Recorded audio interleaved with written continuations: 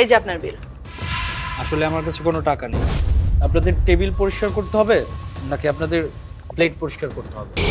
Sir, এখানে plate পরিষ্কার করলে কিন্তু আপনার বিলটা পরিশোধ হবে না। এই নিন টাকা, এই টাকাটা নিয়ে রিসেপশনে গিয়ে বিলটা পে করে দিন। আমার বিলের টাকা আপনি দিতে চাচ্ছেন কেন?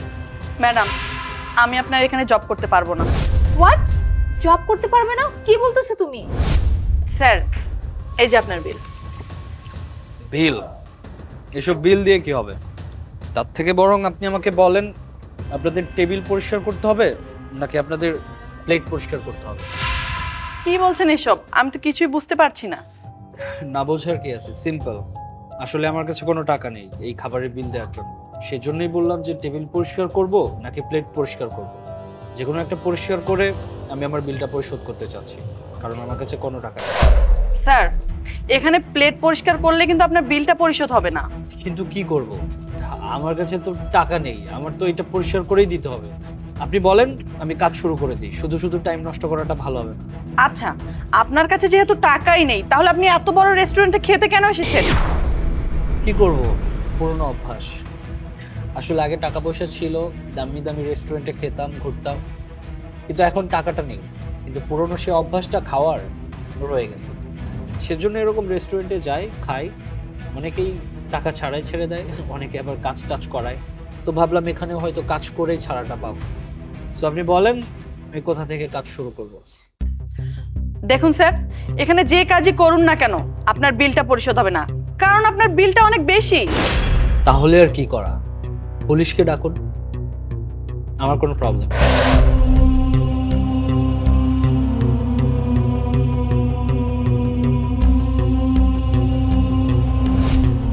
এই নিন টাকা, এই টাকাটা নিয়ে রিসেপশনে গিয়ে বিলটা পে করে দিন।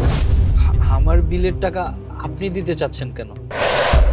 কারণ আমি চাই না সামান্য কিছু খাবারের জন্য কেউ জেলে যাক। গুড, বাট এটার আর দরকার নেই, কারণ আমার নিজের কাছে টাকা আছে বিল দেওয়ার। তাহলে আপনার কাছে যেহেতু টাকা আছেই, তাহলে এই নাটকটা কেন করলেন? ছোট্ট একটা পরীক্ষা করার জন্য। আপনার কেমন পরীক্ষা? হ্যাঁ, পরীক্ষা করার জন্য যে আপনার মধ্যে মনুষ্যত্ববোধ আছে কি নেই। একটা মানুষ বিপদে পড়লে সেই মানুষটাকে সহযোগিতা করার মেন্টালিটি আপনার মধ্যে আছে কি নেই। আরো ক্লিয়ার করে যদি বলি, আসলে আমার কোম্পানিতে একজন এমপ্লয়ি দরকার। আর আমি আমার কোম্পানিতে অলওয়েজ এমপ্লয়ি হায়ার করি একটু ডিফারেন্ট স্টাইল। আমি নর্মালি রেগুলার সবাই যে প্যাটার্নে ইন্টারভিউ নেয় সেভাবে নেই। আমার এরকম মানুষ দরকার যাদের মধ্যে মনুষ্যত্ব বোধ আছে। দক্ষতা তো আস্তে আস্তে সবাই অর্জন করতে পারে, বাট মনুষ্যত্ব বোধটা খুব ইম্পর্টেন্ট, যেটা আপনার মধ্যে আছে। বাই দ্য ওয়ে, আপনি এখানে স্যালারি কত নেন? 20,000 হবে। ওকে, আমি আপনাকে 50,000 টাকা অফার করছি। পাশাপাশি আপনি বাড়ি পাবেন, গাড়ি পাবেন, অফিসে যাতায়াত করার জন্য আরও যত যত ফ্যাসিলিটিস দরকার সব কিছু প্রোভাইড করা হবে কোম্পানি থেকে। If you are agree to do this job, so আপনি কি ইন্টারেস্টেড এই জবটা করতে? কেন রাজি হব না স্যার? 20,000 টাকা নিয়ে কতদিন আর চলা যাবে এভাবে? যেহেতু 50,000 টাকা স্যালারি, তাহলে আমি অবশ্যই রাজি। Great, good decision, but I have one condition. আমরা আপনাকে হায়ার করব, এই জবটা দিব, বাট আপনাকে এখানে যে জবটা করতেছেন সেটা উইদিন 5 মিনিটস, আই মিন 5 মিনিটের মধ্যেই ছাড়তে হবে। Can you do this? হ্যাঁ স্যার, কেন পারবো না? আপনি বসুন, আমি 5 মিনিটের মধ্যেই আসছি।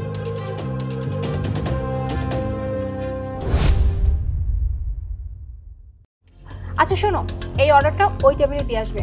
আর আজকে সন্ধ্যায় একটা পার্টি আছে, সবকিছু ঝটপট রেডি করো, কেমন? ম্যাডাম, আমি আপনার এখানে জব করতে পারবো না। হোয়াট? জব করতে পারবে না? কি বলতেছো তুমি? তুমি না থাকলে আমি এখানে একা কিভাবে সামলাবো? একা কিভাবে সামলাবেন সেটা তো আমার দেখার বিষয় না। আমি বলেছি জব করব না তো করব না। আচ্ছা ঠিক আছে, তোমাকে 1 মাসে একটা নোটিশ দেওয়া হবে, যেটা আমাদের এখানে রুলস। তুমি 1 মাস পরে, আই মিন নেক্সট মান্থে তুমি জবটা ছেড়ে চলে যাও। ম্যাডাম, চাকরিটা আমি 1 মাস পরে না, আজকে এই মুহূর্তে ছাড়তে চাচ্ছি। কি বললে তুমি? এই মুহূর্তে তুমি জবটা ছেড়ে দিবে? তার মানে তোমাকে যে এতদিন আমি এখানে কাজে রেখেছি, সেই জিরো থেকে এই পর্যন্ত নিয়ে আসছি আজকের এই দিনটা দেখার জন্য? হ্যাঁ, তো কি হয়েছে? আর তাছাড়া এখানে আপনি আমাকে বেতন দেন কত? মাত্র 20,000 টাকা। তাও সেটা হচ্ছে আমি আমার পরিশ্রমের বিপরীতে টাকাটা পাই। আর শুনেন একটা কথা, আমি অনেক ভালো একটা জব পেয়েছি যেখানে আমার স্যালারি 50,000 টাকা। তাই ভেবেছি আমি ওখানে জব করব। দেখো, তুমি যে ডিসিশনটা নিলে না, এটার জন্য কিন্তু তোমাকে পস্তাতে হবে, এটা মাথায় রেখো। পছতাবো? তাও আমি? বাদ দেন।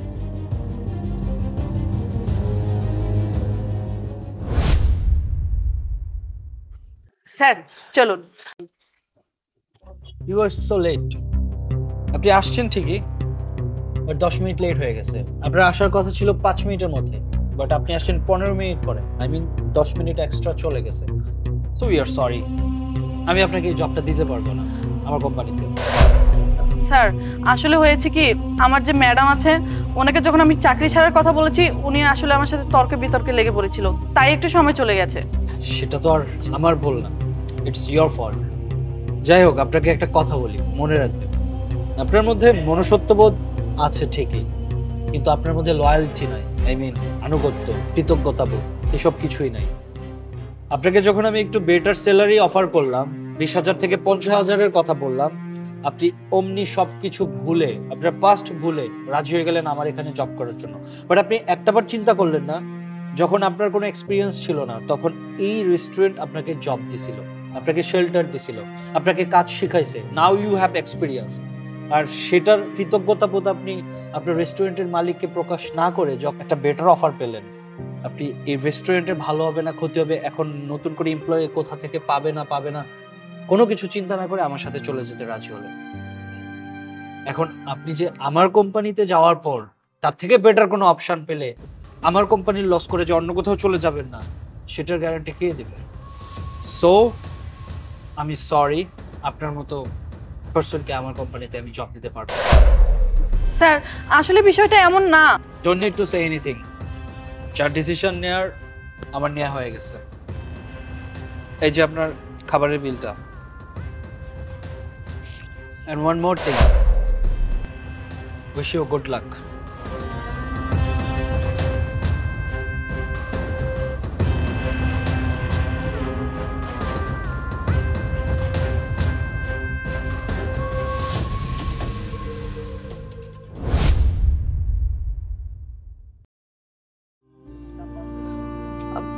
ম্যাডাম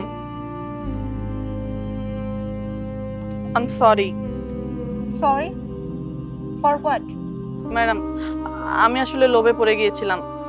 ওই স্যারটা বলেছিল আমাকে নাকি 50,000 টাকা স্যালারি দিবে, তাই আমি আমার লোভটাকে সামলাতে পারিনি। ম্যাডাম প্লিজ আমাকে ক্ষমা করে দিন। তুমি কি ভেবেছো তুমি আমার কাছে এসে সরি বলবে আর আমি সবকিছু ভুলে গিয়ে তোমাকে অ্যাগেইন আমি আবার এখানে জবে রাখবো?